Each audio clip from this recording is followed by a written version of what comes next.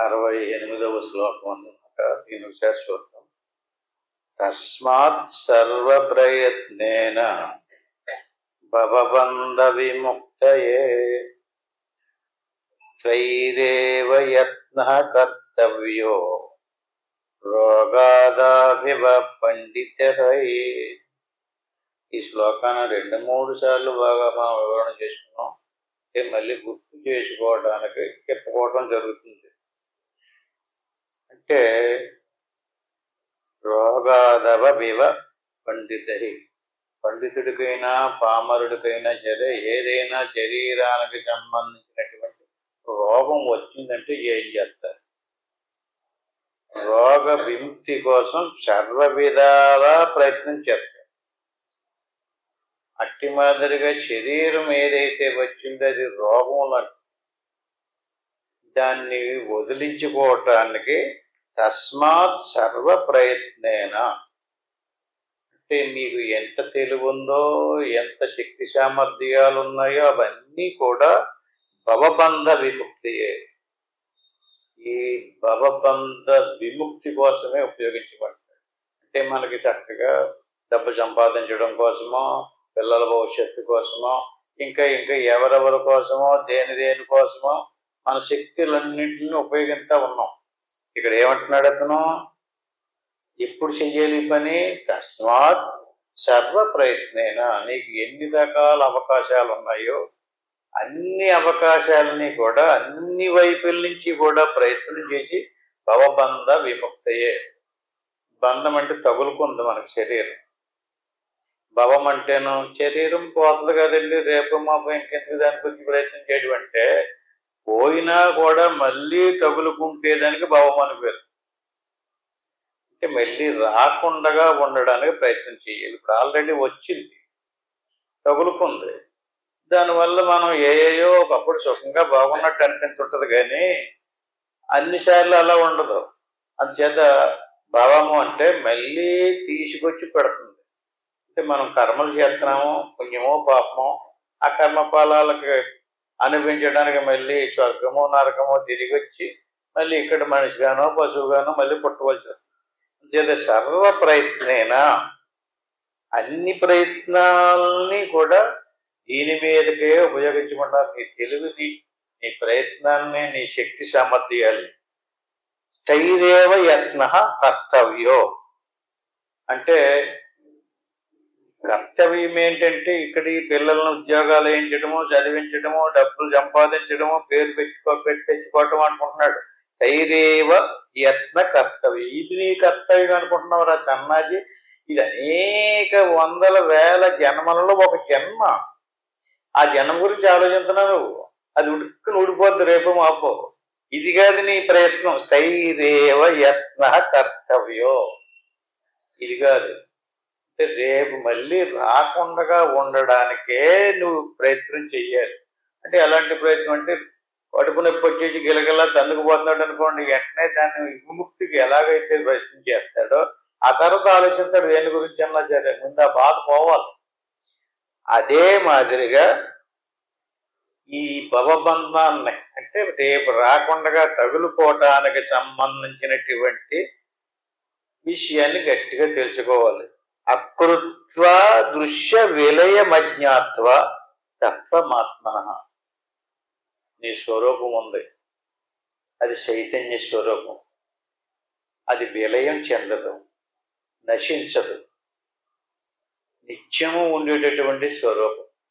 అటువంటి నిత్య సత్యమైనటువంటి నీ స్వరూపానికి దృశ్య అజ్ఞాత్వ అంటే ఒక ఆకారంతో కూడి. దృశ్యం అంటే ఆకారం, పురుషాకారమో స్త్రీ ఆకారమో ఏదో ఆకారం. అకృత్వ దృశ్య అంటే ఆకారాలతో కూడుకున్నటువంటి, ఆకారంతో కూడుకున్నటువంటి ఒక దృశ్యం నీకు తగులుకుంది. ఆ దృశ్యం వైపుకి తిరిగి అదే నా స్వరూపం అనుకుంటున్నావు. నువ్వు దేన్ని వదిలేసావు? తత్వమాత్మన, నేను ఆత్మను వదిలేసావు, నీ స్వరూపాన్నే వదిలేసుకున్నావు. భాష్య శబ్దై కుతో ముక్తిరుక్త మాత్ర ఫలైర్నృణం. అంచేత నీకు ఇది వదలాలి, తప్పించుకోవాలి అంటే భాష్య శబ్దై కుతో ముక్తి రుక్తి మాత్ర ఫలేన్ రుణం. భాష్యంగా ఏదో ఒక మంత్రాన్నో ఒక పేరునో ఒక శ్లోకాన్నో లేదా ఏదో ఒక మంత్రాన్నో పారాయణలు చేస్తున్నారు కదండి, అట్లా ఏమంటారంటే భాష్య శబ్దాలు అంటారు. భాష్యంగా అందంగా ఆడికంటే ఇంకొకటి ఇంకా బాగా, ఆడికంటే ఇంకా ఇంకా బాగా చదువుతుంటారు కదా, పారాయణలు చేస్తుంటారు. భాష్య శబ్దై కుతో, అలాగ భాష్యంగా చదివేటటువంటి మంత్రాల వల్ల తంత్రాల వల్ల, అలాగే దృశ్యాలు వల్ల, అంటే దృశ్యాలు అంటే రకరకాలుగా ఆరాధన, వాటి వల్ల కానీ మంత్రాల వల్ల కానీ ముక్తి ముక్తి రుక్తి మాత్ర ఫలేర్నుడం, ముక్తి రాదు. చూడండి 65వ శ్లోకం ఇది. ముక్తి రావాలంటే నీ గురించి నీకు తెలియాలి. దేవుడు అంటే ఏంటో, జగత్ అంటే ఏంటో, ప్రకృతి అంటే ఏంటో, పురుషుడు అంటే ఏంటో నీ గురించి నువ్వు వదిలిపెట్టేసి నీ గురించి నువ్వు తెలుసుకోకుండా ఎవరి గురించో తెలుసుకుంటాడు. ఆయన చాలా బలవంతుడండి, చక్రవర్తి కొడుకండి, లేదా చాలా అందగాడండి, లేదా చాలా మంచోడండి, అవన్నీ తెలుస్తాయి కదా. తెలుసుకుంటాను ఎవరి గురించి తెలుసుకుంటున్నాం మనం? మనల్ని వదిలేసుకుని ఎవరి గురించో తెలుసుకుంటున్నాం. ఆయన గొప్పవాడే కాదంటలేదు. అంచేత ఆ రకంగా బాహ్యానికంటే, బాహ్యం అంటే మన స్వరూపానికి వెలుపులు ఉన్నటువంటి విషయాలు. బాహ్యంగా వెలుపులో ఎందరో మహాత్ములు ఉంటారు, ఎందరో అవతార పురుషులు కూడా ఉంటారు. వారికి సంబంధించినటువంటి మంత్రాలు ఉంటాయి, శ్లోకాలు ఉంటాయి. ఈ రకమైనటువంటి బాహ్య శబ్దైకుతో ముక్తి యుక్తి మాత్ర ఫలేనుడం, వాటిని అలా చదవడం వల్ల అలా ఆచరించడం వల్ల ముక్తి వస్తుందంటే అది కేవలం యుక్తి, అంటే వీడికి భక్తి కలిగించడానికి చెప్పేదే కానీ దానివల్ల రాదు అని చెప్తున్నారు ఇక్కడ. ముక్తి యుక్తి మాత్ర ఫలేనుడం. అయితే మరి దానివల్ల ఏ ప్రయోజనము లేదా అంటే ఉంటుంది. ఏంటంటే పుణ్యం వస్తుంది, నీ మనసు యుక్తం అవుతుంది. ఏదో చేయాలి, శుభ్రంగా శనివారం చేయని నీకు హాయిగా తృప్తి అనిపిస్తుంది. ఉపవాసం ఉన్నారనుకోండి, ఏ పూజ చేసారనుకోండి, ఏ మంత్రమో చదివారనుకోండి, నీకు ఒక అంతఃకరణ తృప్తి, నేనేదో చేశాననేటువంటి తృప్తి వస్తుంది. అదే ఫలం. అంతేగాని ముక్తి రాదు. ముక్తి రావాలంటే ఖచ్చితంగా ఏం చేయాలి? అకృత్వ శత్రు సంహార మగ్నత్వ అఖిల భూశ్రియం రాజాహమిది శబ్దాన్నో రాజా భవతి మరకదు. అంటే నేను రాజునే, నేను రాజునే అనేటువంటిది కూడా ఒక శబ్దమే కదా. నేను రాజుని, నేను రాజుని శబ్దాన్నో రాజా భవతి మరకతి. నేను రాజుగారిని, నేను రాజుగారిని, రాజుగారి పేరెట్టుకుని రాజుగారు రాజుగారు అని పిలిపించుకున్నంత మాత్రం చేత అతను రాజుగారు అవడం, పేరు రాజు అవుతుంది అంతే. అంచేత ఏం చేయాలి? రాజాహమితి శబ్దం, అది ఒక శబ్దం అంతే.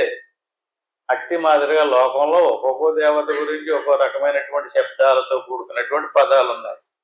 అంచేత రాజు ఎప్పుడవుతాడు? అకృత్వ శత్రు సంహార, శత్రువులను జయించి రాజ్యాన్ని స్థాపించుకున్నటువంటి వాడు రాజు అవుతాడు. అతను పిలిపించుకోకర్లేదు, ఆల్రెడీ రాజు అవుతాడు. అట్టి మాదిరిగా నువ్వేం చెయ్యాలి? అపోక్తిం కననం తదోపరి శిలాజుత్కర్షణం చీకృతి. అంటే భూమి లోపల నిధి ఉంది.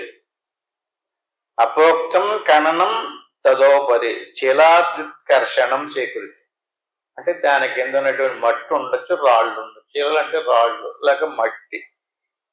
ఆ ఎంత తవ్వి పక్కకు పోసి నిధిని కనిపెట్టాలి.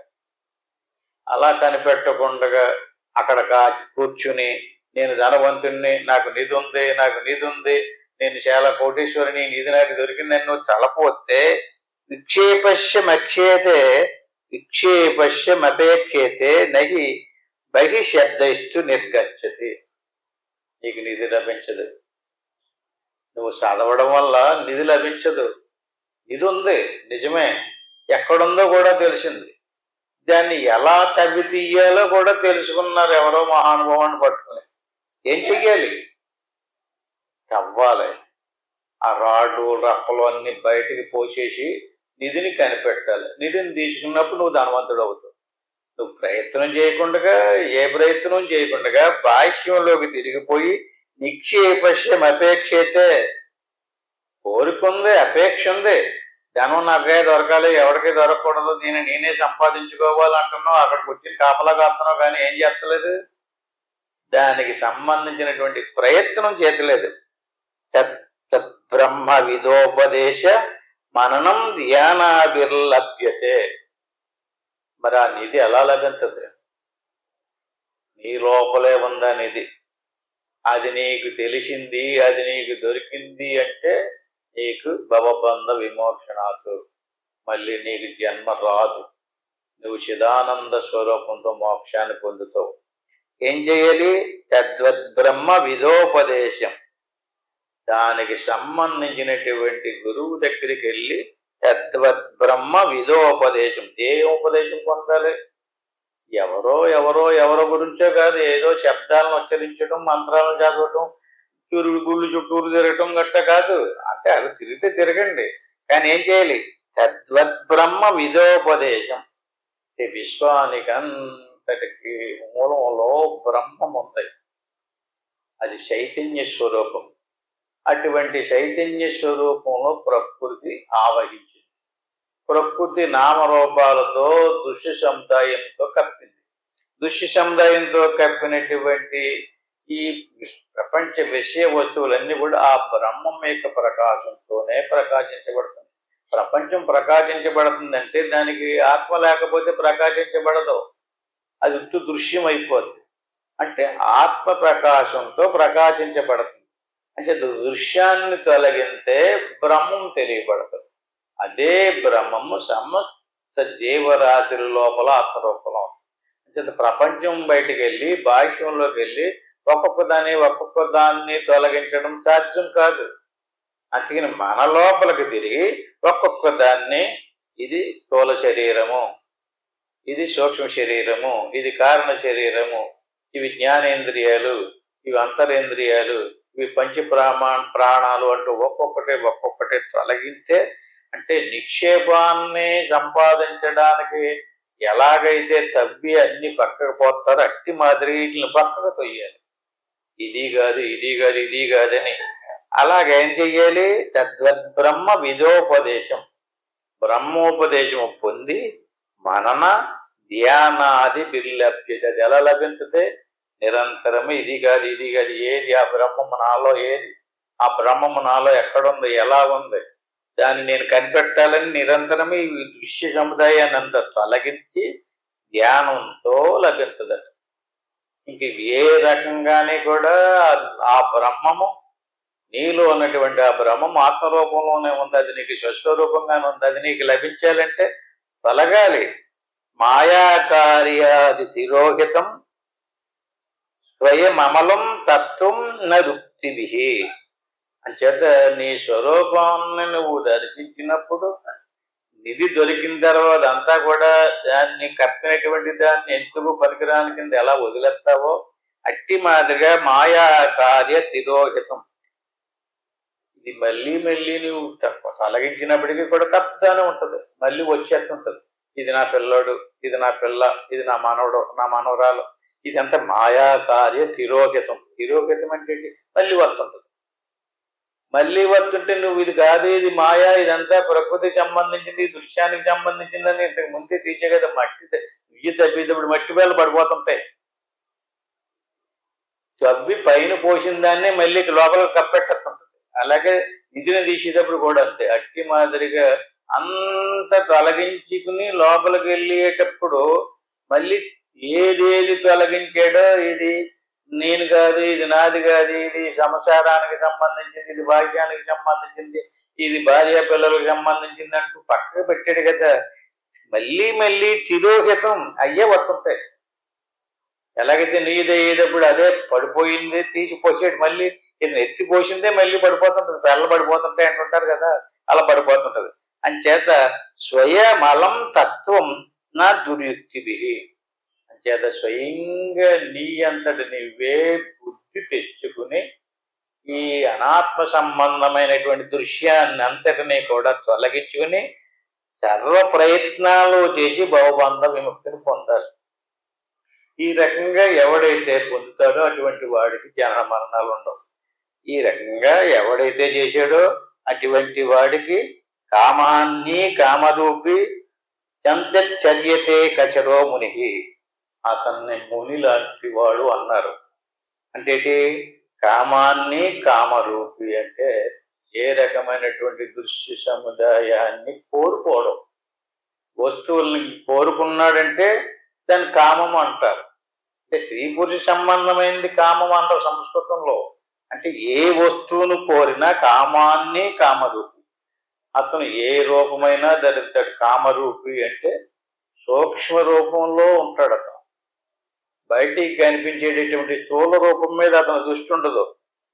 సంచర్యతే కశరో ముని అంటే అంతర్ముఖ వృత్తితో నిర్వికారమైనటువంటి తత్స్వరూపాన్ని చూసుకుంటూ తిరుగుతూ ఉంటాడట. చరోముని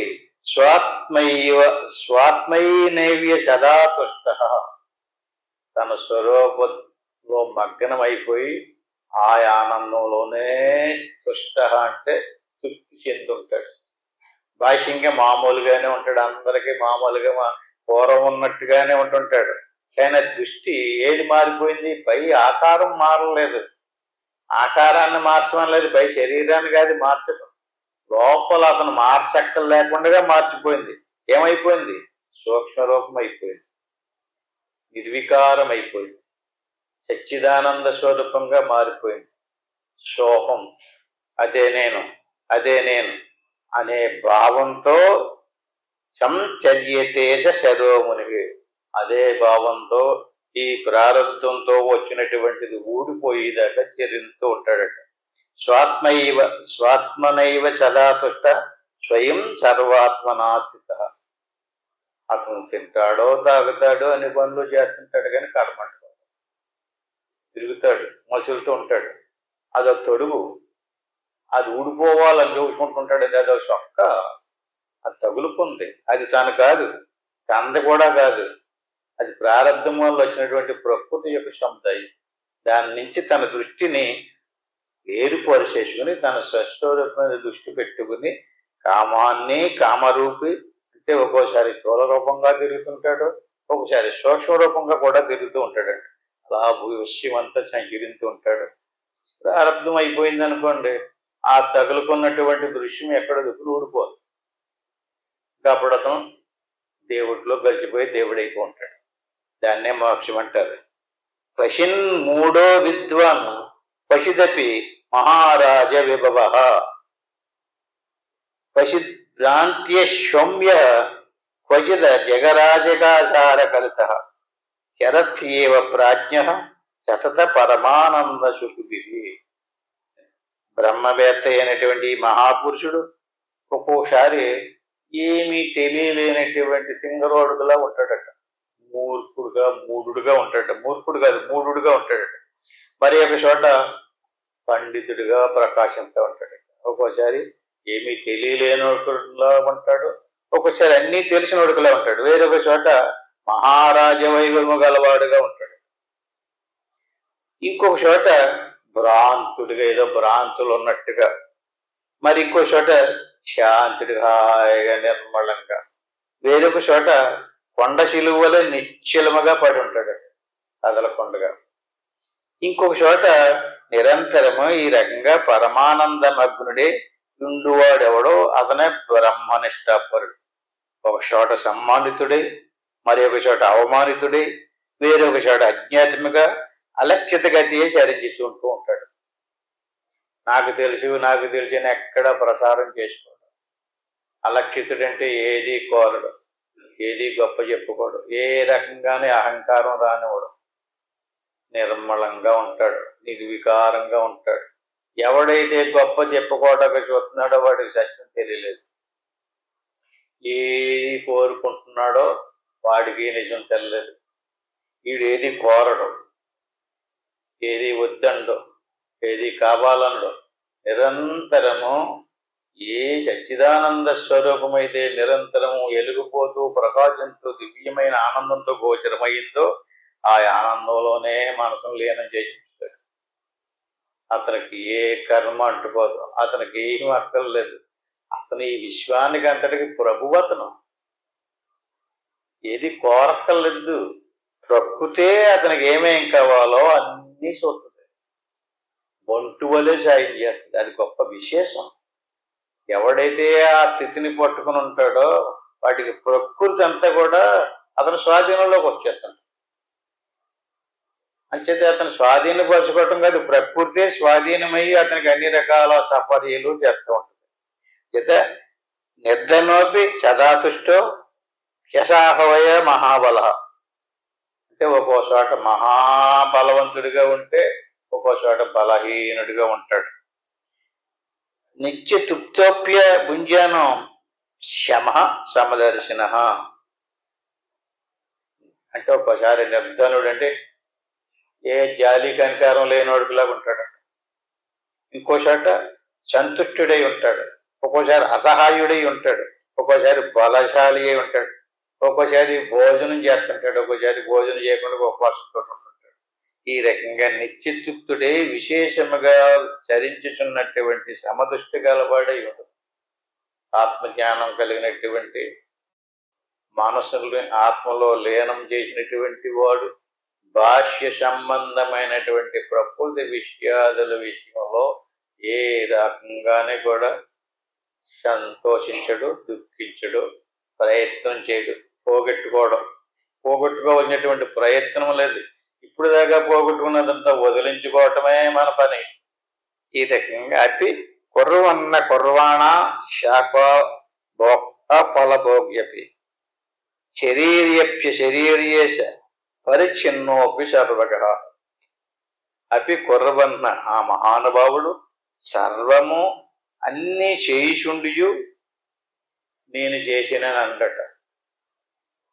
ఏమి చెయ్యలేని వాడిగానే ఉంటాడట. ఇవన్నీ చేస్తుంటాడు, తింటుంటాడు, తిన్నట్టే ఉండడం, చేస్తుంటాడు, చేసినట్టే ఉండడం. అంటే అందులో కలిసిపోవడం. ఎలా ఉంటాడో అన్నీ చేసి కూడా చేయని వాడే. అన్నీ చేశాడు. సర్వఫలములను అనుభవింపుచున్నను అనుభవించిన వాడే. అన్నీ అనుభవించాడు, అన్నీ చేస్తాడు. ఆ చేసేది ఆ అనుభవించేది ఎవరు? లోపలోడు కాదు. లోపలోడికి చుట్టూరు కమ్మినటువంటి సముదాయం ఉంది కదా, ఇది ఒక వ్యక్తి. శరీరము, ప్రాణము, మనసు, ఇదొక వ్యవస్థ. ఇది చక్కబెట్టుకుంటుంది. ఈ చక్కబెట్టుకునే దానికి వెనకాల సాక్షిగా ఉండి చూస్తుంటాడు. ఇది ఒక్కోసారి తింటుంటది, ఒక్కోసారి తాగుతుంది, ఒక్కోసారి ఫలాన్ని అనుభవిస్తుంది, ఒక్కోసారి కర్మం చేస్తుంటది, ఒకసారి ఏ కర్మ చేయకుండా కూర్చుని ఉంటుంది. దానికి అంతటికీ కూడా సాక్షిగా ఉంటాడు అతను. శరీరం కలిగి ఉండి అతను లేనివాడే. అతని శరీరం ఉందనుకుంటున్నాం మనం, కానీ అతనికి శరీరం లేదు. శరీరం ఉన్నదన్న సంగతి అతను అనుకోడు. శరీరం కంటే వేరుగా ఉన్న తన స్వరూపాన్ని తెలుసుకుని తన స్వరూప భావంలోనే ఉంటాడు. ఈ స్వరూపం తనకంటే వేరుగా ఉంది. అది నిరంతరము పరిణామం చెందుతూ మార్పు చెందుతూ పుచ్చులోకి వెళ్ళిపోతుంది, వదిలిపోతుంది. ఇది వదిలిపోయిందని తెలదు, ఉన్నదని కూడా తెలదు.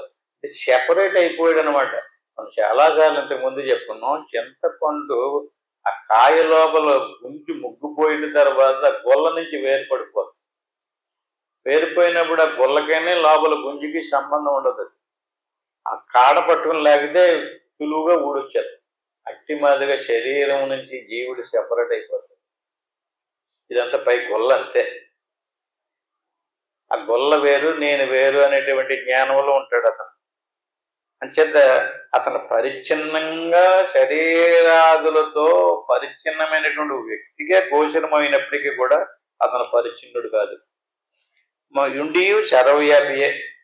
అంటే ఆ లోపల ఉన్నటువంటి స్వరూపము, అందరిలోనే ఉండేటటువంటి స్వరూపము, ఆ ఏకత్వాన్ని అతను తెలుసుకుని దాన్ని అనుభవిస్తూ ఉంటాడు. అశరీరం సదా సంతమిమం బ్రహ్మవిదం కసితు ప్రియాప్రియేణ సృషిత సదైవ శుభాశుభ ఫలై. సర్వదా అశరీరభావమందు ఉండుట. అంటే శరీరం ఉంది, శరీరభావంతో ఉండుట. మనమందరం కూడా శరీరభావంతో ఉన్నాం. స్త్రీ శరీరమో, పురుష శరీరమో, బలమైన శరీరమో, బలహీన శరీరమో, ఏదో ఒక శరీరాన్ని తీసుకుని ఆరోగ్యమైన శరీరమో, అనారోగ్యమైన శరీరమో, పిల్ల శరీరమో, తల్లి శరీరము, ఇలా ఏదో ఒక శరీర భావంతో ఉన్నాం. ఇతనికి ఆ శరీర భావన ఉండదు, శరీరం ఉంటుంది. ఏ భావంతో ఉంటాడు అతను? ఆత్మభావంతో ఉంటాడు. దాన్ని అశరీరము అంటారు.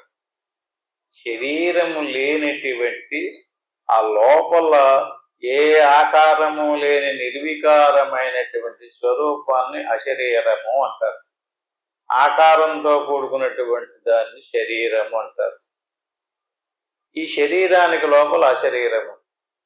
ఇప్పుడు ఈ శరీరాలు ఎన్నున్నాయి? అశరీరము ఒకటే. ఈ శరీరానికి లోపల చూడండి, ఇక్కడి నుంచి వెళ్దాం, బయటికి కనిపించేటటువంటిది స్థూల శరీరం. ఇది తల్లిదండ్రుల ద్వారా తయారయ్యి వచ్చింది, పంచభూతాలతో నిర్మితమయ్యింది, ప్రకృతి యొక్క సముదాయం. ఈ స్థూల శరీరం దేనితో ఆధారపడి ఉంది? స్థూల శరీరానికి అన్నమయ కోశం అని మరో పేరు. అంటే అన్నము ద్వారా నిర్మితమయ్యింది, అన్నము చేత పోషింపబడుతుంది, అన్నముతో నిలబడుతుంది. అంటే ఇది స్థూలము. దీనికి లోపల ఎలాంటి శరీరం ఇంకోటి ఉంది, దాన్ని సూక్ష్మ శరీరం అంటారు. అది కనిపించదు, కానీ అది శరీరమే. శరీరం ఎందుకన్నారంటే, శరీరం అంటే క్షీణించి నశించేది కనుక శరీరం. ఇప్పుడు మన స్థూల శరీరం క్షీణించి నశించిపోవాలంటే ఏం చేయాలండి? ఒకసారి ఆలోచించండి, ఎవరి మట్టుకాళ్ళు. దానికి క్లూ ఉంది. ఏంటి? దేని మీద ఆధారపడి జీవిస్తుందో దానికి అది పెట్టకూడదు. ఇంకా ఏం చేయాలి? భోజనం పెట్టకూడదు ఇంకా, అంతే. భోజనం పెట్టకపోతే దాపతేసినా, ఆకలేసినా ఏమి పెట్టకుండా ఊరుకున్నారంటే మీరు దాన్ని ఏమి చేయక్కర్లేదు. రోజు రోజుకి చిక్కిపోయి క్షీణించిపోయి నశించిపోతారు. అంటే ఆహారం మీద ఆధారపడి బతుకుతుంది. క్షీర్యతే అనేది ఇది శరీర. క్షీర్యతే క్షీణించి నశించిపోయేది కనుక శరీరం. అలాగని చెప్పి మనం అన్ని పంచభక్ష పరమాన్నాలతో పోషించి పెంచినప్పటికీ శరీరం క్షీణిస్తుంది. అదేం చెప్తున్నాం? ఏమి పెట్టకపోతే క్షీణించిపోతుంది కదా. అన్ని పెట్టినా క్షీణించిపోయి అలాగ మృత్యులోకి వెళ్ళిపోతుంది. అందుచేత ఏ రూపంలోనైనా సరే క్షీణించి నశించేది కనుక శరీరం అన్నారు. ఇలాంటి శరీరం ఇంకొకటి ఉంది, అది సూక్ష్మ శరీరం. నాకు గుర్తు పెట్టుకోండి, స్థూల శరీరానికి ఏమీ పెట్టకుండా క్షీణించి నశించిపోతుంది కదా. మరి సూక్ష్మ శరీరానికి శరీరం అన్నారు కదా, దానికి ఆహారం కావాలి. బాగా గుర్తు పెట్టుకోండి ఈ పాయింట్. సూక్ష్మ శరీరాన్ని క్షీణింపు చేయాలంటే ఏం పెట్టాలి? స్థూల శరీరాన్ని క్షీణింపు చేయాలంటే అన్నపానాదులు పెట్టకూడదు, క్షీణించిపోద్ది. బాగానే ఉంది. సూక్ష్మ శరీరం క్షీణించాలంటే సూక్ష్మ శరీరానికి శబ్దములే ఆహారం. సూక్ష్మ శరీరానికి ఆహారం ఏది?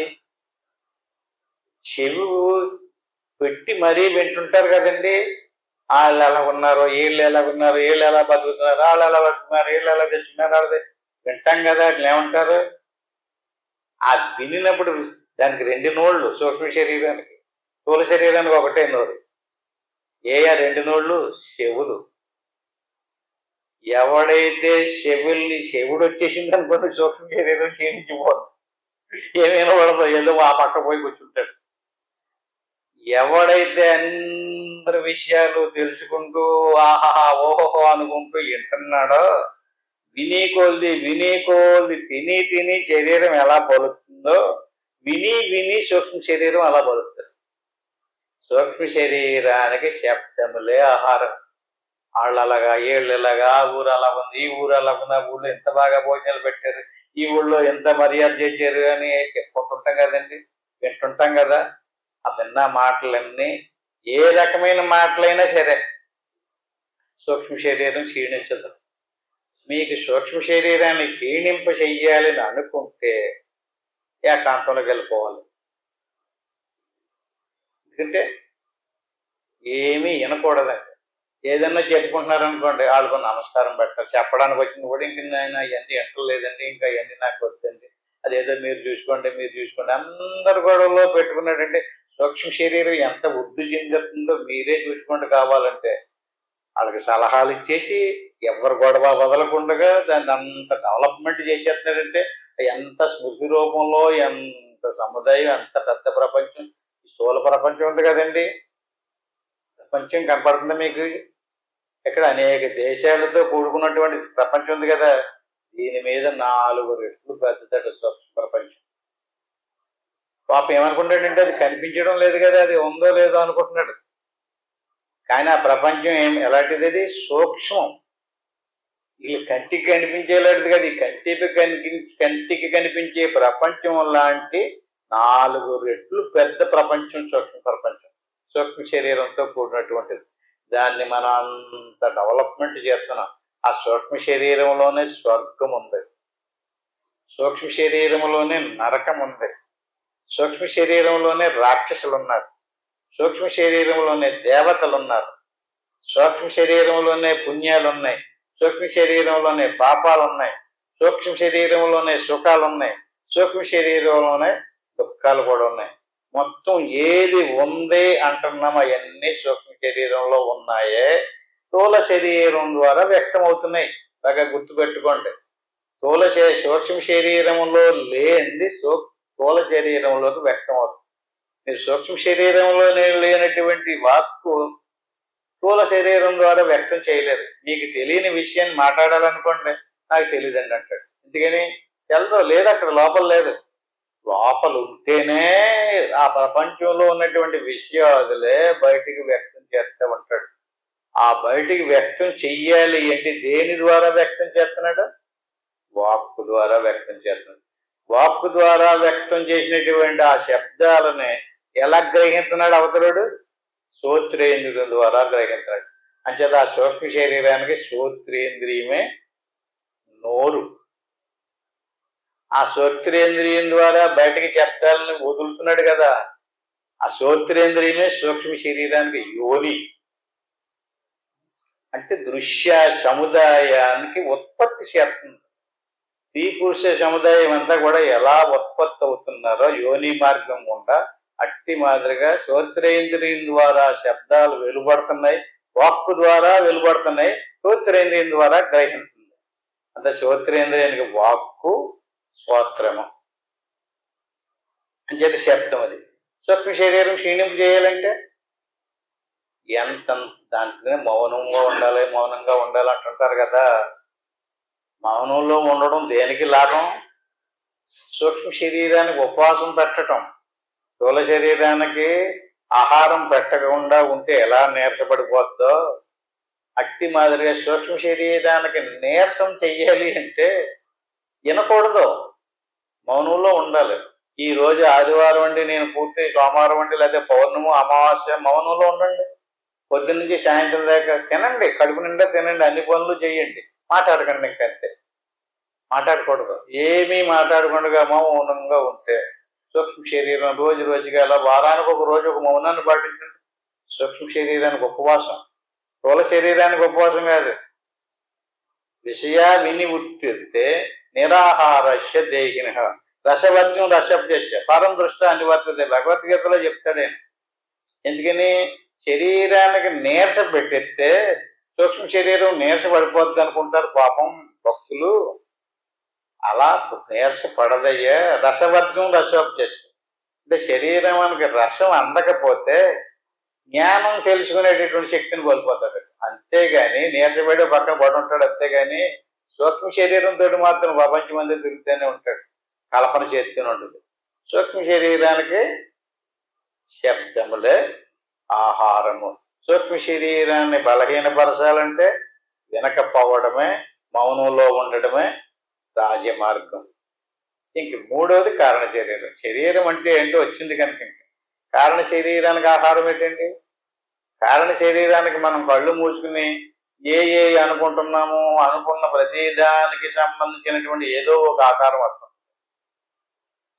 అలాగే మనం బాహ్య ప్రపంచానికి తిరుగుతాం కదా, ఈ ఊరు ఆ వాడ సినిమాకి దృశ్యాలు చూస్తుంటాం కదా, దృశ్య సముదాయం.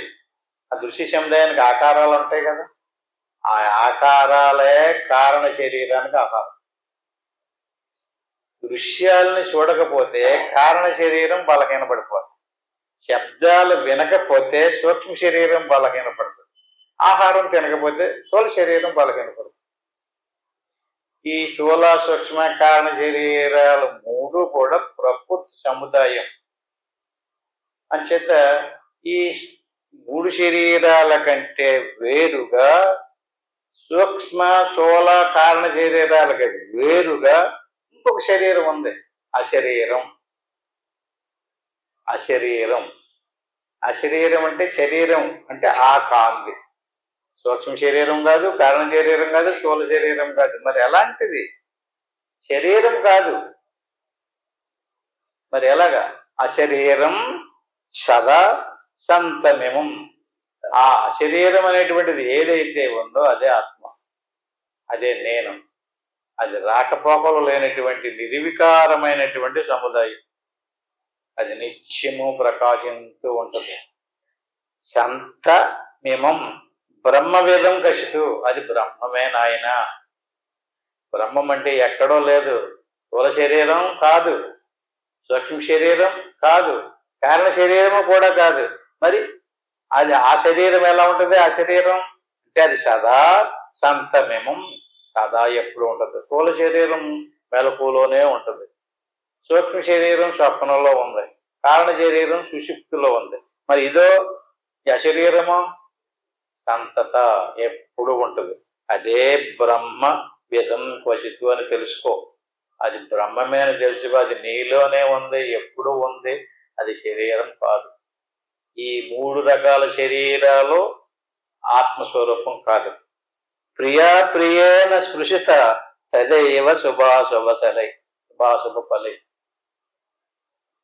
అది నిరంతరము నిర్వికారముగా ఉండేటటువంటిది. దానికి ఈ విశ్వంలో ప్రియమైన వస్తువు కానీ అప్రియమైనటువంటి వస్తువు కానీ లేదు. ఎందుకంటే ఇదంతా దృశ్యం అని దానికి తెలుసు. ఎలాగా? ఈ ఆత్మజ్ఞానం పొందినటువంటి వాడికి ఈ దృశ్యానికి సంబంధించినటువంటిది ఏదైతే ఉందో దాని మీద ప్రియము ఉండదు, అతనికి అప్రియము ఉండదు, ద్వేషము ఉండదు. అదొక నిరంతరం పరిణామం చెందుతూ ఉండేటటువంటి స్థూల సూక్ష్మ కారణ శరీరాలతో ప్రకృతి సముదాయంతో ఉండేటటువంటి అదొక దృశ్యము. అంచేతది ఆ దృశ్యములో అది సత్యము కానటువంటిది, నిత్యము కానటువంటిది, నిరంతరము పరిణామం చెందుతూ నశించిపోయేటటువంటిది. అది ఒకవేళ శుభంగా ఉన్నా, అశుభంగా ఉన్నా, లాభంగా ఉన్నా, నష్టంగా ఉన్నా దాని మీద అతను ప్రీతిని చెందడు. దానికంటే వేరుగా సెపరేట్గా చూసుకుంటుంటాడు. స్థూలాది సంబంధ వదోభిమానిన సుఖం చ దుఃఖం చ శుభాశుభేశ విధ్వంస్తం బంధస్య సదాత్మనో మునే కొత శుభం వాప్య శుభం ఫలం వా. ఈ దేహాభిమానం లేనటువంటి వాడికి, ఏ దేహాభిమానికి కూడా స్థూల సూక్ష్మాది దేహాలతో సంబంధం ఉండునో వానికి మాత్రమే సుఖదుఖాలు. బాగా గుర్తుపెట్టుకోండి. సంబంధము ఏం సంబంధం అండి? భార్యాభర్తల సంబంధం అండి. అంతకుముందు వాళ్ళు భార్యాభర్తలు కానప్పుడు వాళ్ళెవళ్ళో వీళ్ళెవళ్ళో వాళ్ళకి ఏ సంబంధం లేదు కదా. ఎప్పుడు వచ్చింది బంధం? వివాహం అయిన తర్వాత భార్యాభర్తల సంబంధం వచ్చింది. అట్టి మాదిరిగా ఈ శరీరంతో నీకు బంధం పెట్టుకున్న, అభిమానం పెట్టుకున్నావు, అప్పుడే నీకు బంధం ఏర్పడు. భార్యతోటి బంధం పెట్టుకున్నావు, భార్యతోటి బంధం ఏర్పడింది. భర్తతోటి బంధం పెట్టుకుంటే భర్తతోటి బంధం ఎలాగ ఏర్పడిందో అట్టి మాదిరిగా స్థూలాది సంబంధం పదో అభిమానిన. నువ్వు నీ శరీరంతో సంబంధం పెట్టుకున్నావు, అది నీతో ఏమీ కలిసి లేదు, కనెక్షన్ కూడా లేదు. అదటి నీకంటే వేరేగా ఉన్నది. నీకు అశరీరం, నీకు శరీరం లేదు, నువ్వు చైతన్య స్వరూపానివి. చైతన్య స్వరూపానికి ఏమేమో లక్షణాలు ఉంటాయి? జ్ఞానం ఉంటుంది, దానికి నిత్యము ఉంటుంది, అన్నిటినీ తెలుసుకుంటూ ఉంటుంది. అన్నిటినీ తెలుసుకునేటటువంటి జ్ఞాన స్వరూపుడైనటువంటి నువ్వు స్థూలాది సంబంధ మానిన. ఎవరో ఒక స్త్రీతోటి సంబంధం పెట్టుకుని పెళ్లి చేసుకుని ఆమె భార్య అని ఆమె సంబంధమైనటువంటి బాధ్యతలన్నీ తన మీద వేసుకుని ఆమెను పోషించడము, ఆవిడ ద్వారా పుట్టిన పిల్లలను కూడా పోషించడము, ఇది మొత్తం గాడిద చాకరీ అంతా చేస్తున్నాడు అనుకోండి. ఎందుకు చేస్తున్నట్టు? అతను స్థూలాది సంబంధ వధోభిమాని. వధకి నిచ్చి వధ అంటే మేకపోతుని వధించడానికి తీసుకెళ్తారు కదా, దాన్ని ఏమంటారు అంటే స్థూల శరీరాన్ని వధిస్తున్నాడు ఒకడు యమధర్మరాజు కదా. వధించడానికి తీసుకుపోయే శరీరం మీద అభిమానం పెట్టుకున్నాడు ఈ పెద్ద మనిషి. ఎలాంటి వస్తువుని మీద పెట్టుకున్నాడు అభిమానం? ఏదన్నా మంచి పనికొచ్చి దాని మీద పెట్టుకోవచ్చు కాదు. స్థూలాది సంబంధ వధోభిమానహి మానిన. వధకి సిద్ధం చేసినటువంటి, ఎందుకంటే రేపో మాపో దాన్ని వధించేస్తారు. ఎంత ప్రేమ పెట్టుకుంటే సుఖమేంటండి, చక్కగా దాన్ని భోజనం పెట్టి పళ్ళు పలారాలు పెట్టి మేకపోతని పెంచుతాడు. ఏదో నూకాలమ్మ తీర్థానికి బలి ఇవ్వడానికి తెచ్చి పెట్టాడు, దాన్ని పోషించాడు. ఎందుకు కొన్నారండి దాన్ని నేను అడిగితే అదే బలి ఇవ్వడానికి కొన్నామంటారు. అట్టి మాదిరి శరీరం వధించడానికి నిశ్చయించబడినటువంటి వస్తువు. ఎవ్వడూ దీన్ని కాపాడుకోలేడు. నువ్వు వధించడానికి నిశ్చయించబడినటువంటి వస్తువు మీద అభిమానం పెట్టుకున్నావు. స్థూలాది సంబంధ వధోభిమానిన. సుఖంచ దుఃఖంచ శుభాశుభేశ. దాంతో నీకు సుఖమేటి దుఃఖమేటి? అసలు అది ఉన్నంతసేపు ఆ సుఖ దుఃఖాలకి మూల కారణం ఏంటండి? సంబంధం ఏంటండి? దాంతో మీకున్న సంబంధం ఏంటండి? దాని వైపుకి, నీ వైపు నుంచి దాని వైపుకి తిరిగిపోయి దానిని ప్రేమిస్తున్నాడు. అదే నేను అనుకుంటున్నాడు, లేదా అదే నాదనుకుంటున్నాడు. అదే సంబంధం. ఎక్కడో ఆవిడ పెళ్లి చేసుకోకపోతే ఆవిడికి నీకే సంబంధం లేదు కదా. ఎప్పుడు వచ్చిందో సంబంధం? పెళ్లి చేసుకున్నాక వచ్చింది. అట్టి మాదిరి దేహం నీకు ఎప్పుడు ఎందుకు వచ్చింది? కర్మ వల్ల వచ్చింది. కర్మ వల్ల వచ్చినటువంటి దేహం మీద నువ్వు అభిమానం పెట్టు. అభిమానం పెట్టుకోవడం వల్ల ఏమైంది? దాన్ని వధించడానికి సిద్ధం చేయబడినటువంటి ఆ దేహంతో సుఖాలున్నాయి, దుఃఖాలున్నాయి, బాధలున్నాయి, రోగాలున్నాయి, భయాలున్నాయి. పడవలసిందే. ఎందుకని నువ్వు అభిమానం పెట్టుకున్నావు కదా. అభిమానం పెట్టుకున్నటువంటి వాడిని ఎలా వదిలిపెడతదండి? విద్వంస్య బంధ్యస్య సదాత్మనో ముని. అంటే జ్ఞానం తెలిసినటువంటి వాడు అలాగ దానితో బంధం పెట్టుకోడు, అభిమానించడు, ప్రేమించడు.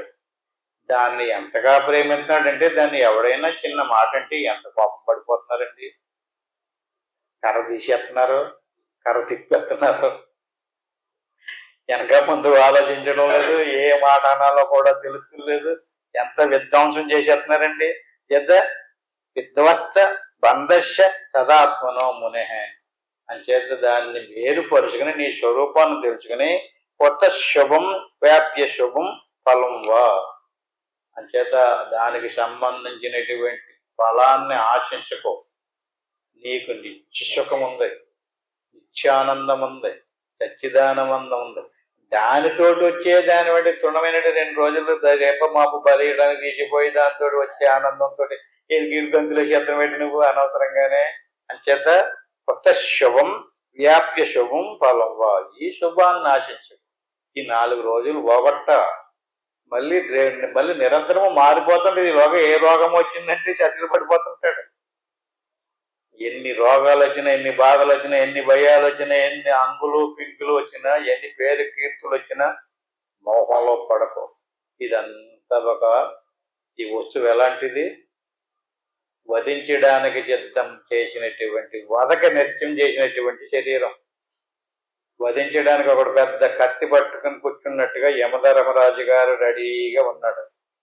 కాకపోతే ఎప్పుడూ చెప్పడం రావాలి. ఏంటిది? బలిచ్చే రోజు రావాలి. చేత స్థూలాది సంబంధ వధోభిమానిన సుఖంచ దుఃఖంచ శుభాశుభేశ విధ్వస్త బంధస్య సదాత్మనో ముని కొత్త శుభం వాప్య శుభం ఫలవా. దీనితోటి పొందేటటువంటి శుభ దుఃఖాలతోటి కాకుండా దీన్ని కూడా వదిలేసేసి నీ వైపుకి తిరిగి నిరంతరము నీ స్వరూపాన్ని తమసాగ్రస్త వర్తానాదగ్రస్తోపి రవిబంధనై గ్రస్త ఇశుష్యతే భ్రాంతియ అజ్ఞాత్వ వస్తు లక్షణం తద్వేదేహాదిబంధేభ్యో విముక్తం బ్రహ్మ విదుత్తమం పశ్యంతి దేహినన్మూఢాః శరీర భాష దర్శనార్థం. ఈ శ్లోకాలను వచ్చే వారం చెప్పుకుందాం. ఇంతతో ముగించుకుందాం. హరి ఓం తత్సత్. ఆత్మబంధువుల ఎన్ని ఉపమానాలు చెప్పినా, ఎన్ని శ్లోకాలు చెప్పినా, ఎన్ని రకాలుగా చెప్పుకున్నా సత్యం ఏమిటంటే ఈ శరీరం కాదు మన స్వరూపం. అలాగని అందులో ఉన్నటువంటి సూక్ష్మ శరీరము కూడా కాదు, కారణ శరీరము కూడా కాదు. ఆ లోపల ఉన్నటువంటి